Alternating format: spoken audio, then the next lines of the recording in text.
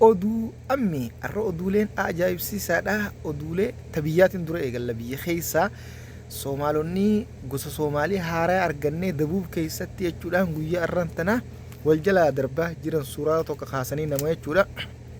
Miidiyaarra beekamaa ta'etu osoo dabuub keessa deddeemuu jechuudha.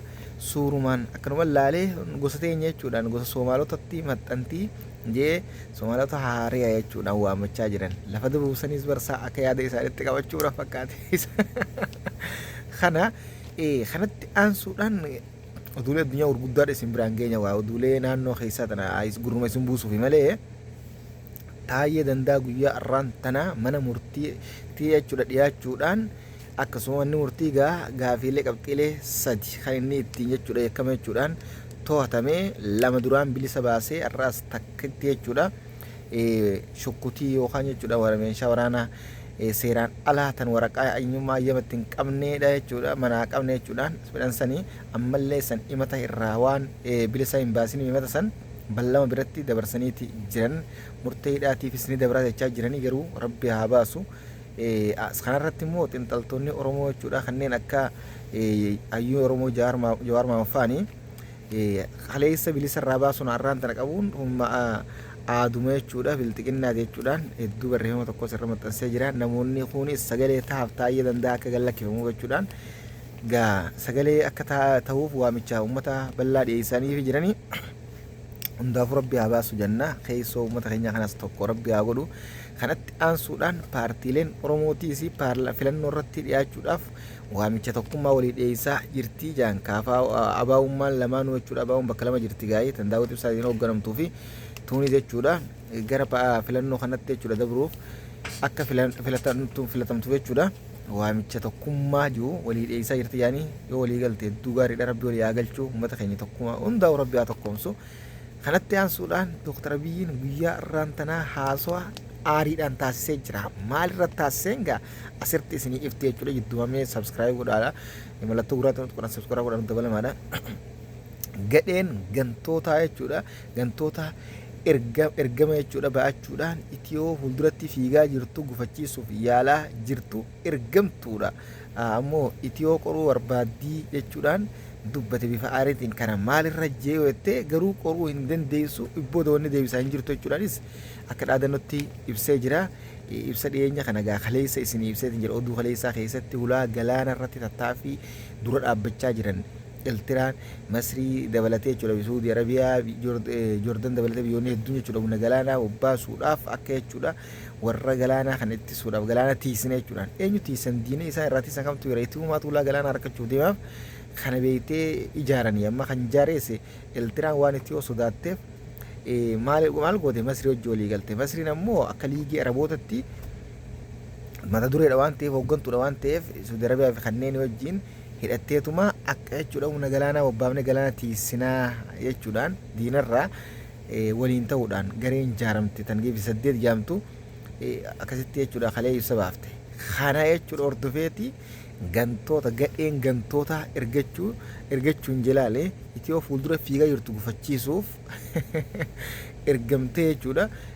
Itiyoo qoruu barbaade jechuudhaan ifatti ibsee jira kana. Kanaaf je'ee jechuudha ammoo akka ibbooda hin deebinee fi jechuudha guddina milkaa'ina fuuldura isi deemaa jirturraa akka wanni takka illee ibbooda hin deebinee fi ibbooda hin cabne dubbatee jira. Dhugatti jechuudha ulaa galaanaa kana harkachuudhaaf hedduu yaalaa jira. Beektee biitti ulaa galaanaa hin qabne biyya jechuudha hiyyummaadhaaf saaxilamtee miskiinummaa keessa jirtu dhugaa dubbachuudhaaf akkuma mootummaa Yuugaandaa guyyaa irraan tanaa sirriitti ifa baasee dubbatee jira.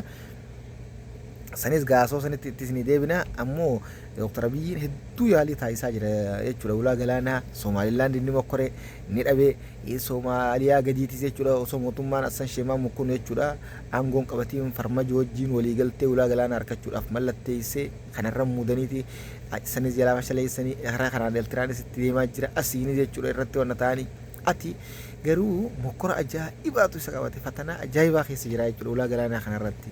Ammoo Itiyoon haala kana ulaa galaanaa dhabdee ni hafti moo ni harkatti yaada jiru gaa jechuudha humna qilleensaa ta'es ta'ee humna kamuu jaarreetii tolaan ta'us wana ta'us dhiibbaa gara Awurooppaatiin godhaa jirra ni harkannaa yaada jiru jechuudha. Kun hooggantoota biyyattii guutuu keessa jira ammoo yoo harkatanis baay'ee gaariidha. ulaa galaanaa jechuudha dhimma jiraachuu dhabuuti akkuma jaansanii ulaa galaanaa ittiin waggaa 30 dura jechuudha gaafa iltiraadhaaf beekumtii biyyummaa kan ta'e dhugumaan kasaarte. Har'ammoo garuu aarsaa guddaa waggaa 30 san fudhatullee haa ta'u kafaltee deeffachuu ni dandeessi. Garuu aarsaa guddaa isi gaafata.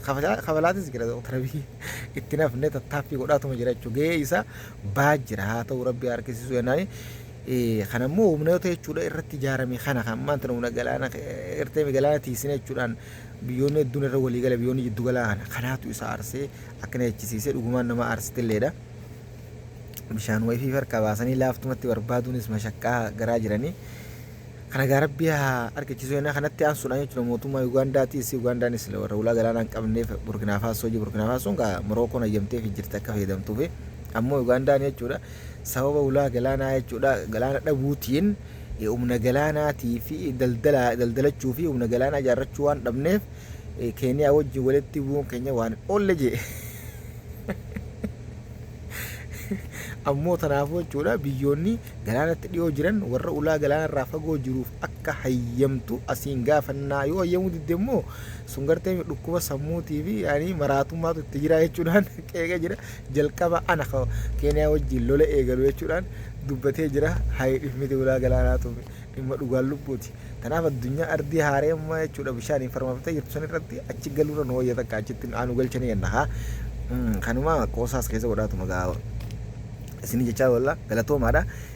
Uduuleen jechuun biyya keessaaf qaamanne kana fakkaata gara uduulee biyya alatti yoo isin dabarsinu uduulee biyya keessaa guutuu isiniif fixeetiin jira miti mootummaa Soomaaliyaa jechuudha Somaalilaandiin ammas humna qilleensaa Soomaaliyaa isaanii jechuudha Soomaaliyaa irraa deeffannee jechuudhaan Soomaaliyaa wajjin lola banuu arraan dana beeksistee jirti. Mootummaan Soomaaliyaatis filannoo irra jira. Filannoo irratti immoo mootummaan Soomaaliyaa duraanii kan mootummaa ulaa galaanaa Abiy wajjin mallatteesse kanuma dheengadda Hassan Sheikh Mahmud filatamuun irraa bakka bu'e suni Farmajoon gara biyyaa duraan biyyoota alaa ture waan ta'eef har'a Turkiitti argamee Kamiisa boruu immoo gara biyyaa akka galuu deemu Maqdishoo irratti argamu akka deemu himamee jira. Kanaanis filannoo kana keessatti ni hirmaataas yaada juhaasaa jira hawaasni waan jaalatuuf kana fakkaataa jechuudha. Yoo kun deebi'e Abiyyiin ammaa asii wajjin itti fufaa jechuudha galaanaa hara kanaanis ni mokorata gama hundaan inni wadaatuma jira gaa'e. Kanatti aansuudhaani Soomaaliin ammaasis gosa haree harkanneetteeti falmachaa jirti. Isiin himeetiin jiraa ibsan galatoomaadha. Raashiyaan guyyaa har'aan tanaa jechuudha haleellaa qilleensaa jechuudha magaalaa guddittii Yuukireen irratti banuudhaan ammaasis hedduu dhooftee jirti. Kanaaf immoo deebisaa warri Awurooppaan ilaannaa Raashiyaan tun biyyoota Awurooppaa kana weerratti kana kanatti aansuudhaan Turkiin guyyaa har'aan tanaa ministeera dhimma alaa Masrii simachuudhaan Ankaaratti jechuudha walgahii akka taa'u deeman beeksisaniitti jiran. Walgahiin kunis gaamaal irratti akka taa'amu kan jala ammaaf ifa hin baane kan jala buunees ni gabaafnu ta'a. Kanatti aansuudhaan maaliin biyya maaliin beektan gaa Afrikaa tana maaliin Alqaa'ida irratti jechuudha lola banuudhaaf alduree hunda xumurtee jirti. Alqaa'idaan dhabamsiifne jechuudhaan tarkaanfii cimaa hamileedhaan akka lafaa kaatee jechuudha qophii xumurattee jirtu beeksifteeti jirti. Addunyaan jechuudha lolaan silaa raafamaa jirti. Kana Alqaa'idaan Alshabaab jaantana gaa Alqaa'idaan beektan jeetiin amana. Akkasa kanatti aansuudhaan oduu Suudiiti. Suudiin Janaayi 28 bara 2026tti ibsa tokko ibsa dhiyeenyaa ji'a tokko dura baaftee kaniin isinillee gabataa ture hojiirra oolchuudhaaf ijaartee jirti. Lammiileen biyyoota kamiitu kanneen jechuudha abbootii qabeenyaa ta'an lammummaa Suudii fudhachuu barbaadan asitti mana jireenyaa ijaarrachuu barbaadan yookaan bitachuu barbaadaniif karaa bantee jirti. Kanammoo Janaayi 28 bara 2026 hojiirra ni oolchiti yaanii jira jechuudha. Ministeerri biyya keessaa irraan tana beeksisee jira. Keessaa immoo biyyoota Makkaa fi Madiinaa keessaa baasuudhaan biyyoota kaan godinoota fedhan filachuu ni dandeenye. Ammoo kanneen jechuudha irraa xiqqaa isaa doolaara miliyoona takka yookaan riyaala miliyoona 4 jechuudha tilmaamamaa jechuudhaan beeksifamee jira. Warroonni jechuudha riyaala miliyoona 4 yookaan doolaara miliyoona tokko qabu Suudii bitachuudhaaf Suudii keessa lafa bitachuudhaaf qophaa'u isiniin jenna.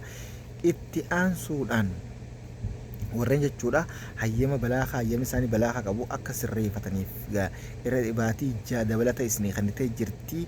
Kanaaf ammoo hojjettoota biyya keessaa haala isaan jechuudha kabachiisuu fi seera jechuudha akka seerri isa akka beeku jechuudha karaa seeraan alaatiin akka dalagataniif carraaqqii godhamaa jiru. Kanaaf guyyaa dabalataa isin kanatti fayyadamaadha sirreeffadhaa jechaa jiranii. Itti dabaluunis torbaanitti guyyaan tokko boqonnaa namootaati hojjettootaaf rahaa akka fudhatan goonaa jechuudhaan guyyaa tokkicha san hojiidha yookaan maallaqaan illee bakka bu'uun hin dandeemu omartaayimin akka hin dandeemne godhuudhaaf ibsa baasaa jiranii. Kanaas jechuudha guyyaan jummataa osoo jechuudha intaayyallee ta'e untaayaanii barbaachisallee ta'e akka jechuudha hojiidhaan bakka hin buufamne irra beeksanii jiran. Guyyaan hojiirra oolugaa guyyuma janaa isan fakkaatamoo kana guyyaa hojiirra oolu hin beekne garuu kanaas beeksanii jiranii erga kaasanii paarlama irratti raggaasiminaan hojiirra numa oolchanii. Kana jiddumamee subscribe godhaa galatoomaadhaan isiniin jaa oduu hafarsee beekaatiin gaggabaabsee akka isinii tolutti isin biraan ga'e. Kanatti aansuudhaan Israa'el ministeerri jechuudha ittisa Israa'el guyyaa har'aan tanaa ibsa baaseen raadiyoo waraanaa jechuudha cufamuu qabdi jechuudhaan akka cufuu deemu beeksisee jira. Kanaanis dadhabina waraana isa keenyaati ibsaa jirti waan ta'eef addunyaa beeksisaa jirti waan ta'eef cufamuu qabdi jechuudhaan dubbatee jira.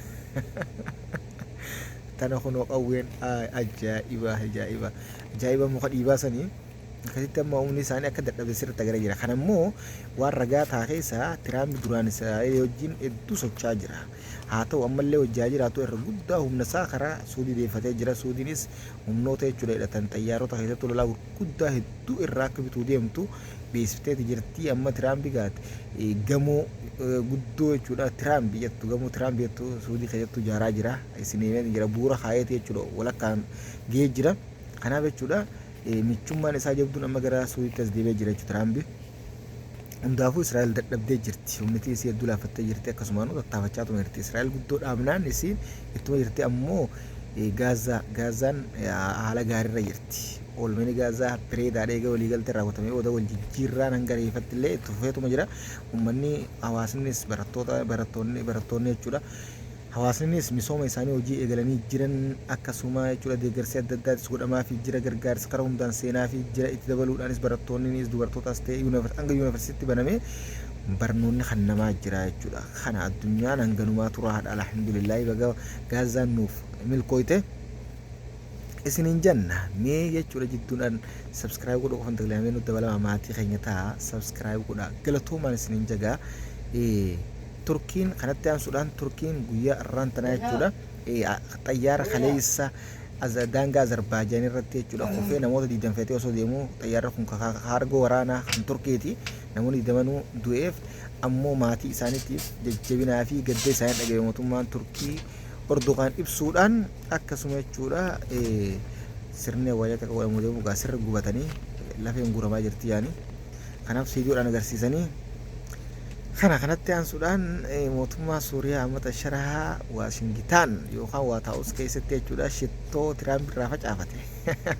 Kaleessa diina yookaan shororkeessaa jechuudhaan kan Tiraamp maallaqaan barbaadaa ture jechuudha. Har'ammoo haxira shittootti facaasee haadha warraa meeqa qabda jee gaafatee takkaan qaba innaan hodhoo kanneen jee kanneen haa kabajaan tun bara nama toltii bara injifattee humnaan jabaattee gaafa tolte hedduu nama gammachiisa. Kanatti aansuudhaan amma Naayijeriyaa keessatti jechuudha humna waraana uummata kiristaanaa eenee jechuudha yookaan shororkeessitoota irratti harkaan fudhanna jechuudhaan Tiraamp bobbaasee uummanni Naayijeriyaa mormaa jiran.